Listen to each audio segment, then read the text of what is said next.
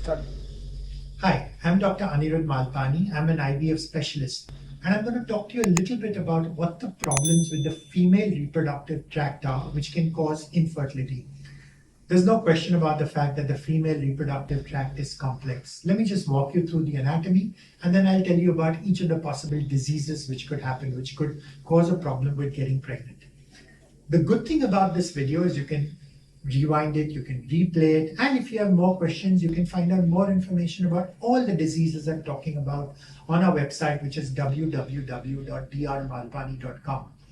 So that's the vagina, which usually will not affect fertility at all, unless of course you have a problem with allowing vaginal penetration, which can happen in a condition called vaginismus, which I've already discussed in an earlier video, so I'm not going there.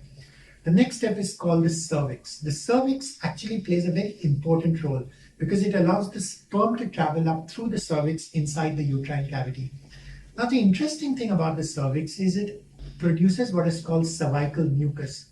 Now, it's only for about 24 to 36 hours that the cervical mucus is what is called fertile cervical mucus. It's a little bit like egg white, raw egg white. It's sticky and it's jelly-like. And the reason it's designed that way is when it's like that, it's easy for the sperms to swim through the cervical mucus inside the uterus.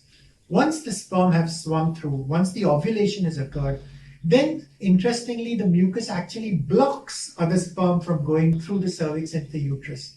So that's interesting. It serves two important functions. One is during the fertile period, which means when you're ovulating, when the egg is ready to be fertilized, it becomes profuse and clear, so it's easy for the sperms to swim through, and it actually acts like a reservoir, as a storehouse for sperms, which is why you don't need to keep on having sex every 24 hours. In the fertile mucus, the sperms will be safe and healthy for at least about 2 to 5 days, so they can continue swimming up and be able to find an egg to fertilize if everything's well. But of course, after ovulation has occurred, then because you don't want any more sperms to be entering, because you already have an embryo inside, the cervical mucus actually forms a plug. Something interesting to remember is that after you ovulate, you actually become infertile thanks to the cervical mucus. Usually there's not much of a problem with cervical mucus, but sometimes because of cervical erosions, or sometimes because of cervical infections, or sometimes because of cervical surgery such as a conization, there isn't enough cervical mucus, so there's a problem. An easy way is you can test your own cervical mucus for yourself, and the doctor can actually do a test called a postcoital test to make sure the sperms are actually going through smoothly inside the cervical mucus. We then move on to the uterus. Most of the time, the uterus is passive. Now, this is the wall of the uterus, which could have what are called fibroids. Fibroids are very common tumors within the reproductive age group. I use the word tumor, but don't get scared. It's not a cancer. It's just a smooth muscle growth. And we call it a tumor when it's benign. And these are 99.9% of the time they're benign. Some of these fibroids are single, sometimes they could be multiple, sometimes they could be small, sometimes they could be large. It doesn't matter. And sometimes because our technology is so good, we're doing all these vaginal ultrasound scans, you're picking up lots of fibroids. Most of these fibroids will not affect your fertility. So just because the doctor sees a fibroid in an ultrasound scan is no reason to remove it. In fact, unnecessary fiddling and doing surgery, which is called a myomectomy, could cause more harm because you're actually causing scarring. So most of the time we can leave the fibroids alone unless the location of the fibroid is critical. And if the fibroid is actually inside the uterine cavity, what's called a submucous fibroid, then that needs to be removed. And the right way to remove that is by a procedure called an operative hysteroscopy. You do not need a laparotomy. You do not need open surgery to remove fibroids these days. If at all a fibroid needs to remove, best removed by an operative hysteroscopy. And sometimes, if the fibroid is very large and is in the wall of the uterus, what's called a large intramural fibroid, we may sometimes, very rarely, do a laparoscopic myomectomy to remove the fibroid. Most of the time, we leave them alone. Sometimes inside the cavity, you can have a small little growth called a polyp, which is again benign. And if the polyp is very small, it's okay to leave it alone. If the polyp is large, we can remove it again, and the best way to remove it is an operative hysteroscopy. The only thing to remember is don't let the doctor do unnecessary surgical procedures on you. It doesn't help and can actually cause harm. We then move on to the fallopian tubes. These sometimes will have lots of problems. For example, they could get blocked. So you need to understand the anatomy of the fallopian tube.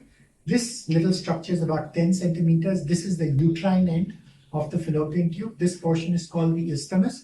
And this is the end on the ovary, the ovarian end, and that's called the fimbriae. Now, the fimbriae have a very important role to serve because they actually suck up, a bit like vacuum. So when the follicle is ready and the follicle ruptures, the egg is released, and it's actually sucked up by the fallopian tube inside the, so that it enters the tube. And that's where the fertilization occurs. So if, for example, you could have a disease which is called endometriosis. On this particular side, you can see what endometriosis looks like. You have these little black lesions or red lesions. And what endometriosis means is the lining of the uterus, instead of being in the uterus, now it's traveled outside. And this endometriosis can sometimes cause problems. Sometimes it's minimal, sometimes it's present in fertile women, sometimes it's large, and it can even form what are called chocolate cysts. So a lot of this depends on the doctor's evaluation. We're very conservative, so that even if you have a chocolate cyst but it's small, we'll leave it alone.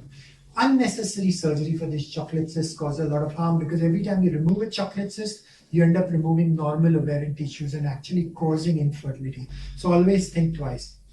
Outside the fallopian tube, you could have scar tissue, what are called adhesions, and this could also interfere with tubal function. And this scar tissue can very easily be removed, again with an operative laparoscopy. There is no need for open surgery or a laparotomy anymore in this day and age. And most of the time, even if there is scar tissue but the tube is open, usually it doesn't affect tubal function.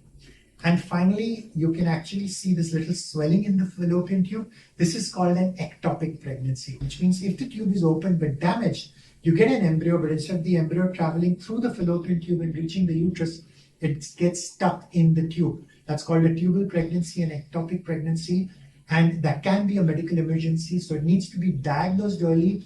The good news is if we diagnose early, we can treat it very effectively with just a simple injection, so you don't even need to do surgery. Sometimes you could have an ectopic pregnancy even after IVF, which means in IVF, we're actually putting the embryo in the uterus, but we can't stop it from traveling backwards. And sometimes that's when we need to check where the pregnancy is after doing the embryo transfer. And that's why we do the blood tests and the beta HCGs and monitor the levels and do the ultrasound scan to make sure that the pregnancy is healthy and it's inside the uterus and not in the fallopian tube. I know that was a lot of information. It may take you time to absorb some of it. You can always watch the video as many times as you like. And the same information is provided to you on our website, which is www.drmalpani.com. There are over 1,000 pages of information, easy to understand, updated, authentic, reliable, because I've written it myself. And if you have still more questions, if you go to our website, you can fill up the free second opinion form, and I'm happy to answer your questions by email. And we hope that this information therapy will help you to have a baby, because that's the reason I became an IVF specialist, to help you to complete your family, and nothing will give me more joy and pleasure. Look forward to seeing you online.